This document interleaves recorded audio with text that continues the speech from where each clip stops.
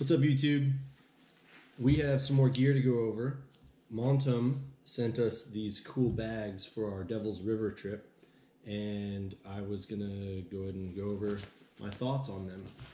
So first of all, there's this Diadema bag. I'm not sure how to pronounce that, but it's pretty awesome. It's made out of this really sturdy, lightweight ripstop material, and it's basically just like this 18-liter day pack. It's real simple and lightweight. You can pack it into a small ball if you need to. It basically is just 2 straps with a chest strap with a cool little rescue whistle built into the clip on the chest strap, and then a small zippered pouch on the outside, and the whole main body is just one big drawstring top.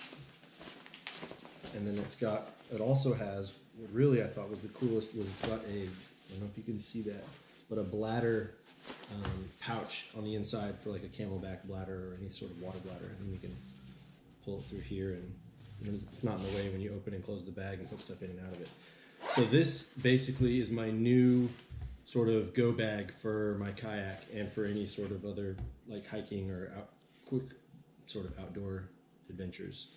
But I kept my fishing tackle, I kept my dry bag that I keep my camera, my real camera in here, I kept spare GoPros, I kept all sorts of various items that can get wet, but I wanted to have all contained in one bag, and I just threw them inside of this, and I was hucking this around for 3 days out on the river.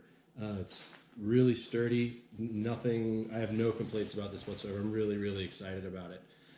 It replaced my old camelback that was dying and needed to be replaced anyways, so this is really cool. Highly recommend it.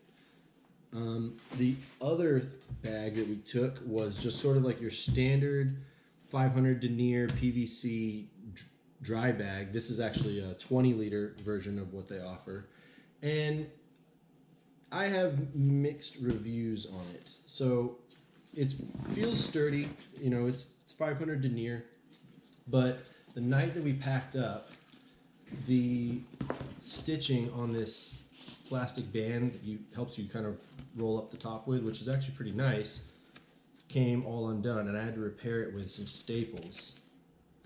So that was kind of disappointing. The stitching is just a single row, and they're pretty, I don't know, they're kind of widely spaced, I think. And yeah, it was starting to unravel, and I had to staple it together to keep it together.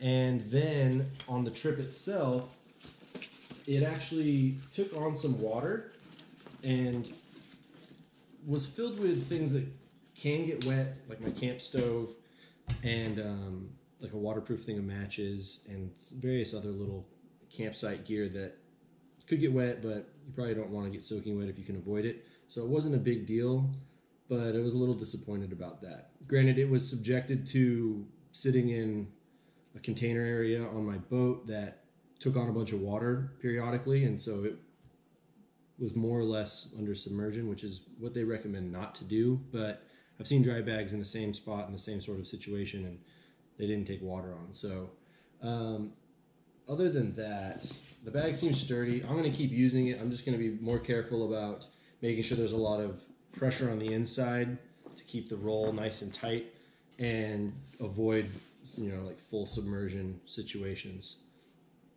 But other than that, these bags we were very happy to bring them on the trip, we'll put it that way. This dry bag, or this day bag, is especially awesome, and I'm really looking forward to using this as regularly as possible. It's really, really cool. This dry bag, take it or leave it. There's a lot of dry bags out there for just sort of standard 20-liter roll top bag. All right, y'all take it easy.